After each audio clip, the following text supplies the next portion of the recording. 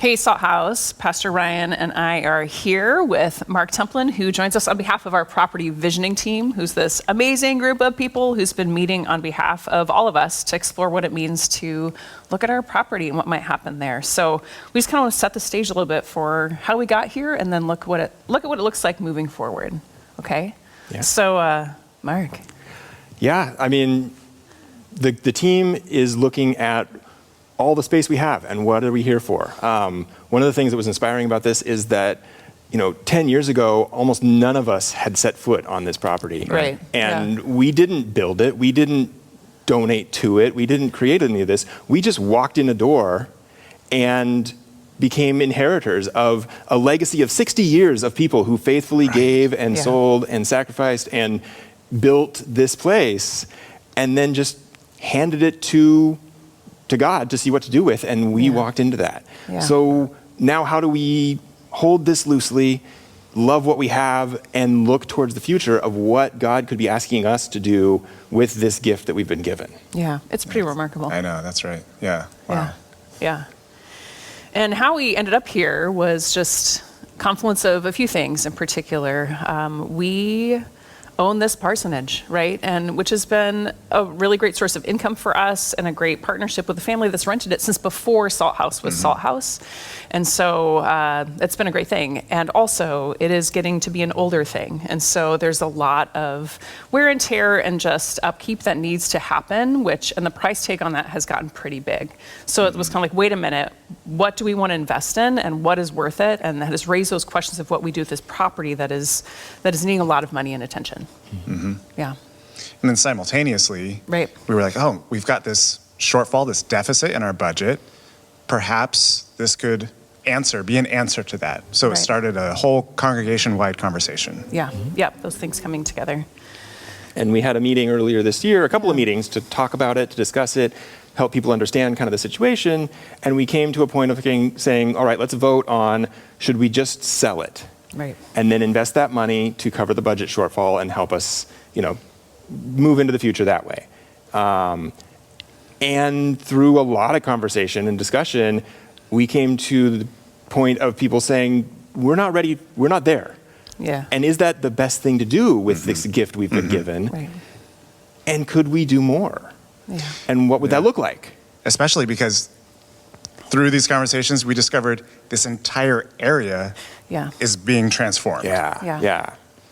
Such that on the corner here, we'll see over 100-foot tall buildings. This whole corridor is going to be an urban core that's in the plans with the city of Kirkland. Oh. So given all of that, who are we and what do we want to be here became a larger conversation. Yeah. Not only what's happening here, but what's happening outside our doors in our neighborhood. Yeah. Right. Yeah. Yeah. So out of that kind of general sense that the congregation wanted to hear more and wanted to explore more, these 9 people came together to form the property vision team and start looking at what could we do and what does that look like. And we've got, our goal is within 6 months from that point, so we're 2 months in now, so another 4 months. By the end of the summer, we want to be able to share a pretty good overview of the options available to us and then get the community to decide on which direction we want to go. How far do we want to take this thing? So that's where we started from, is with that goal in mind, and we've kind of broken it out into 3 different levels of options that we're going to talk about today. Awesome. Man, and I will tell you, what's coming up for me is, it just echoes back to 2014 when Jason and I were serving a church in the Bay Area in Walnut Creek, California, and we got a phone call. It's like, hey, they're starting this new thing, and Sarah, would you be interested in being called to be the pastor of this new mission start? And for Jason and me, man, God was doing just beautiful things in the community that we were a part of. And we're like, man, and we were about to have our second child. And so we felt pretty rooted into what God was doing. But then we just pressed into this question of, should we move? Should we say yes to this thing? And it got to the point where it's like, man, if we were to flip a coin and it said to stay in California, there's this part of someone, we would always wonder what would have happened if we said yes, right? And so it's like that big yes of a big change is like is potentially there. And what we felt so clearly once we said yes was this, oh my gosh, we are so excited to see, like, will this even happen? Will it work? Will there be a church? Will people come? Like, what will God do? Like, we're so excited and then so scared, right? So it was like, will people come? Like, well, in 2 years, will there just be nothing and we move on? And like, but again, that coin flip, we would have always wondered what would have happened if we had said yes. So I feel like we're at that point again.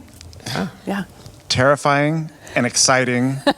3 options. We're going to get into it next. Hey, Salt House, we are continuing a conversation here. Pastor Ryan and I are here with Mark Templin, who heads up our property visioning team, and we're going to talk through our first option as we move forward towards the future. So this option that we're looking at it's the least disruptive.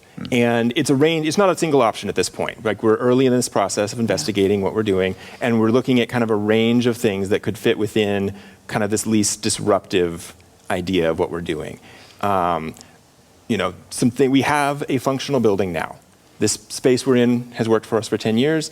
It can continue to work for us, right? We could expand, we could go to 2 services. We can fit more people here with what we have. Yeah. So this option is really about kind of what can we do to solve the budget situation that we're in and do something with the parsonage to make it viable or make it not falling down over the next 10 years. Yeah. And so we're looking at things all the way from just kind of doing minor repairs to the parsonage, raising the rent a bit, and looking for other sources of revenue to cover the budget gap. Couple other things in the middle there, all the way up to just selling it on the open market and investing that money and letting some developer do what they want with 1/3 of an acre in Kirkland. And the finance team has looked at that. We believe that revenue from the sale would be able to be invested and cover the budget gap that we have now. So that's the range that we're talking about when we look at this first option.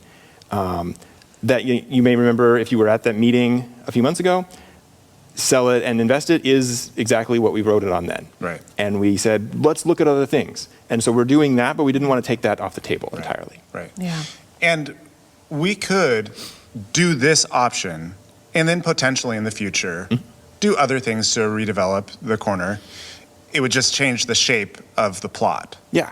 Yeah. And you can do more with more of a square than you can with what would end up being kind of a T-shaped property, right? Yeah.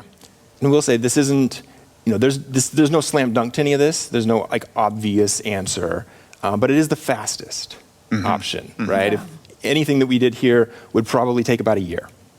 And then and the least hands-on for what we would need to do with it, Right, because we wouldn't be displaced as a community. It wouldn't require a lot from us. Right. And it would give us a chance to kind of see what Kirkland does with the rest of the area. Right.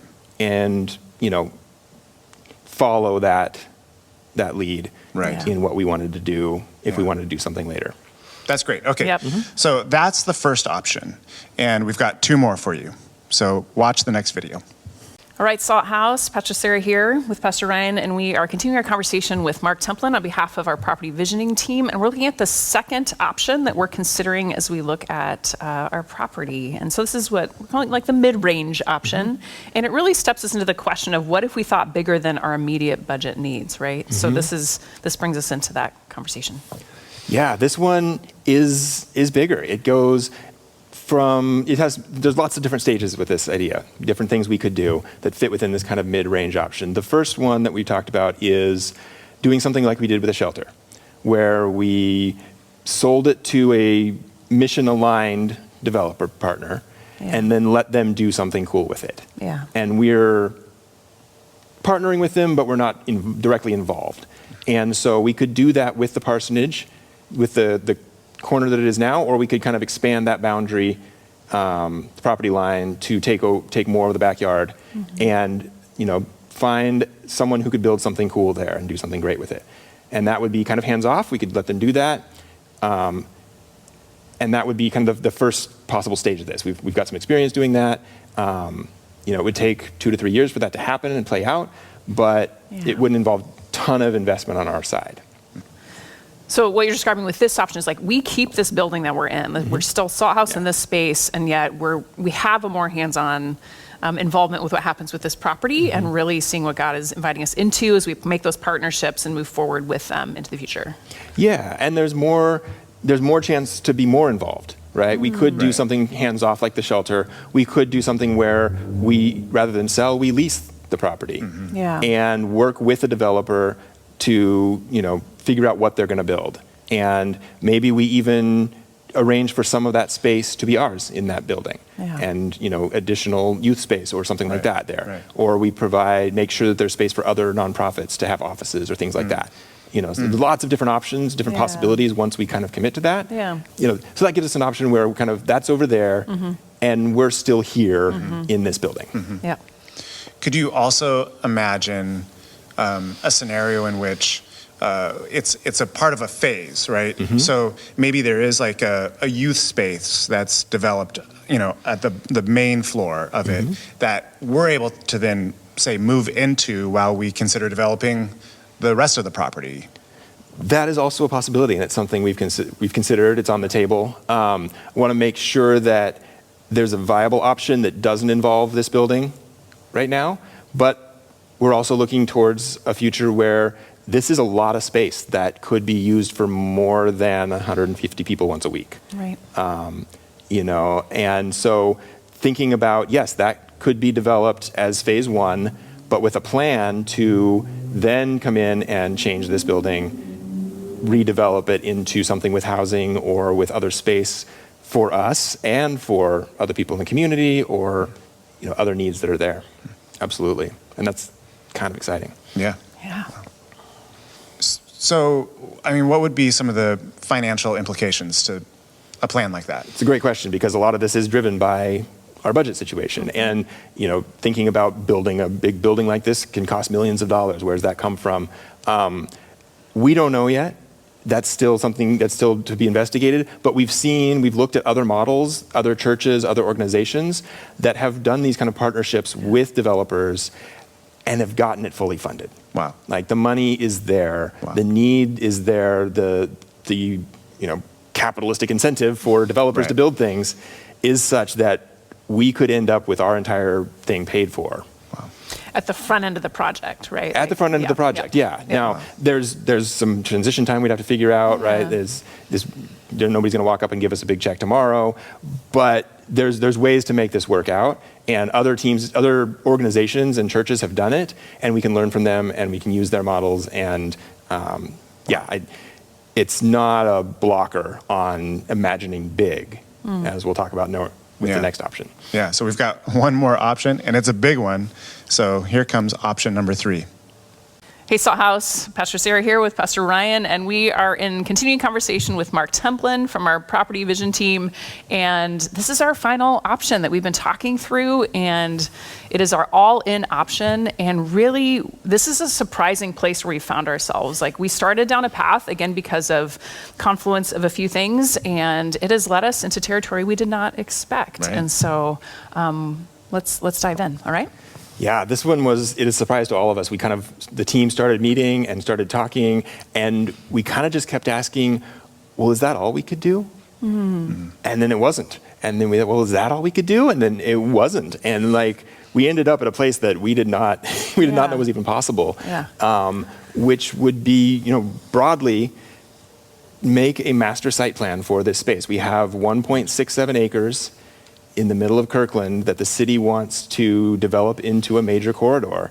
They want to, make a walkable avenue down 120th. They want to there's going to put transit at 85th Street. Like a lot of things are happening, and we could build up to 70 feet high on this property. Wow.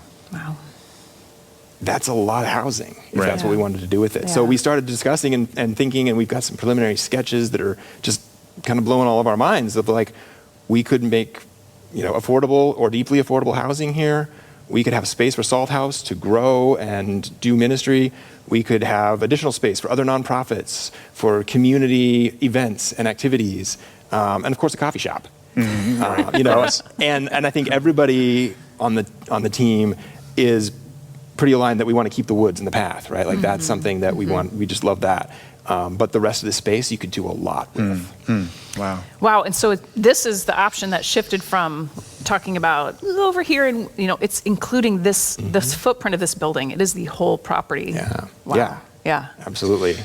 Man, one of the pieces that gets me really excited about this option is there's so many folks that I make relationships with from the shelter, who are staying at the shelter, who become a part of our community, who are baptized, who are part of the men's group, women's group, so on and so forth, and then they get housed, and we're like, yes, but it's in Kent, it's in Auburn, it's always like, see you later. And the city of Kirkland is really invested in this too, of like, how do we have, stair-step housing for folks who are, staying at the shelter, getting into housing, and for us to be even on the same site as that would be so amazing. Yeah. And as we've looked at possibilities, obviously, this option encompasses a whole range of different scopes and different sizes. And do we go 4 stories here and 6 stories there, or, have a courtyard, have open space, things like that we're talking about.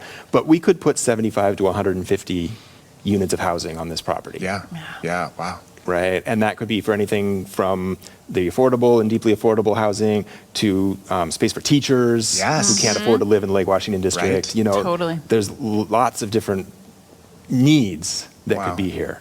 One of the questions that comes up for me is like, but what about parking? I'm like, you're naming a lot of people, and there's how much space? So how does that work? Yeah, I mean, it's complicated, and we don't know yet. But you dig down and you build a parking garage. You build 1, 2 stories if it's possible. Right. Yeah.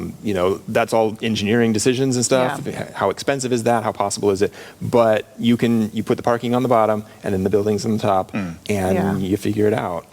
It seems like if we were to do an all-in option, we would maximize parking space. If we did a phased, project, that would be limited in some way. It would be a lot more complicated. And you couldn't just pour a big slab on the bottom across the whole thing and build, put the cars there. Right. Yeah, you'd have to figure that out.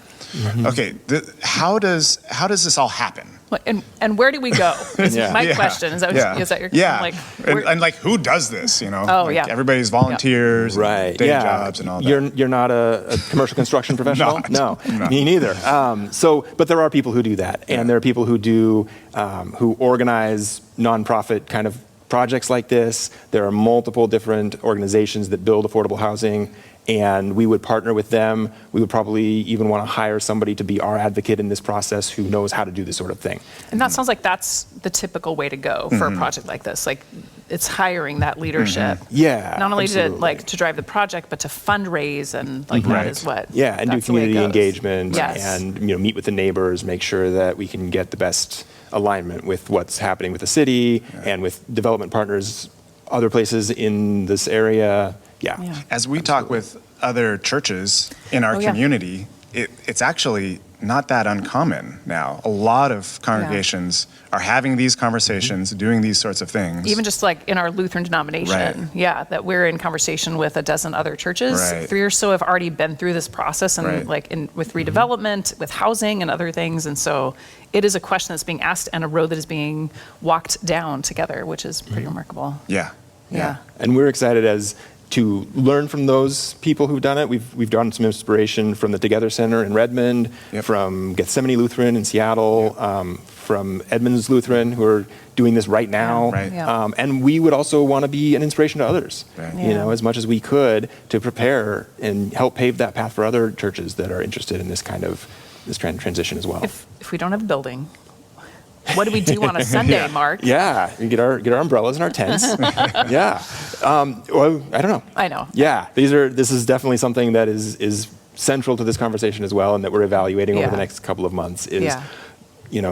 Set up tear down at a school. Do we partner with another church and rent their space, maybe at a different time? There's a lot of different options. We're pretty good at doing online church. We've done that, for a while now. One thing I do know, we will be studying Exodus and the Tabernacle during that time. Exactly. Sermon series. Yep. In exile. Here we go. Yeah. So what about funding for something like this? Yeah, it's it's a big chunk to bite off. But what we found in talking with partners is that it's actually easier to fundraise for a big project than for a smaller or phase kind of thing. People get excited about a vision, they want to commit to something. Yeah. And they want us to be committed to the thing too. Right. And so that is something where when we partner with developers, if we lease our land to them, they would build on it and they would pay us up front for that lease.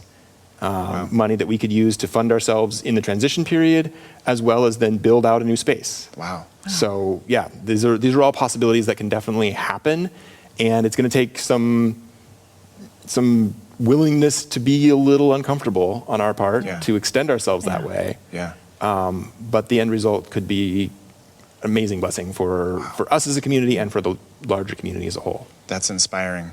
We've got some more links here below that you can check out what's been inspiring us and who we've been talking to and places that we've been visiting that you can also see. This is, again, just resonates for me, again, with what it meant to say yes to Salt House and trying out this new church thing. And it was uncomfortable. And, we had work parties to move the pews out of the original church. They could rip up the carpet. There were just different phases of it that were okay, we got to step up and do these things. But with something that we just all showed up and did together. And it just formed us as a community. Those folks who are still around here, part of those very first days. I mean, come on, that was just such a time of starting something together.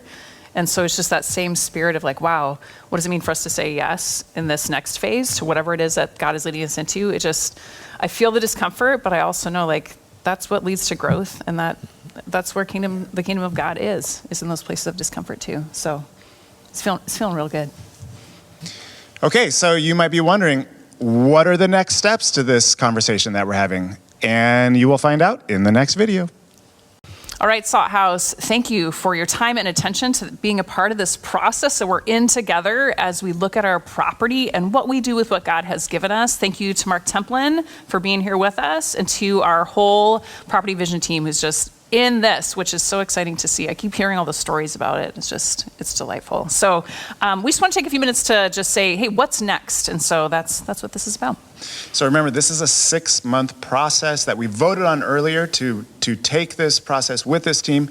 It's going to end in September, right? And it's at that time that we'll vote on these 3 options. But before that, there's some things that you can do.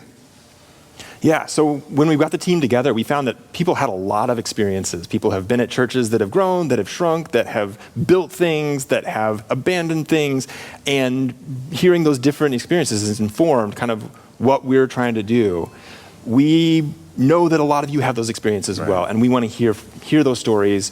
We want to understand the things you're excited about, the things you're concerned about, and don't wait until a vote in September to bring those up, right? Exactly. We want to talk to you this summer. So anybody on this team, on the Property Vision team, would love to talk to you about it. And we're going to try to set up some forums where we can gather input as well. And we'll be doing monthly updates throughout the summer of the things we're investigating. Because right now, we've talked about these 3 options. We have specific sub-teams looking at each one and running an evaluation process on them to understand more deeply what that means, what that looks like, and to be able to present that to the community as more defined, choices and visions and options. That's great.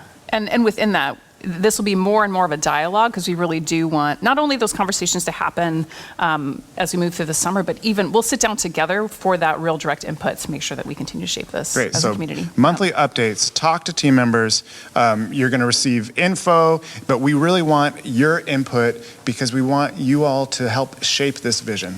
Yes. Fantastic. Are you feeling it? Are you feeling the fear and the excitement both? Yeah. It is both of these things, right? This is what we do, you guys. We gather together whenever we have what we call a kairos moment, when God gets our attention. And we say, hang on, something is happening here. How are we being invited to move more deeply into the movement of God in us and in our world? And so we ask the questions, what is God saying? And what are we going to do about it? And that is what this process is together. So thank you, friends, for being a part of this as we get to live into these questions together.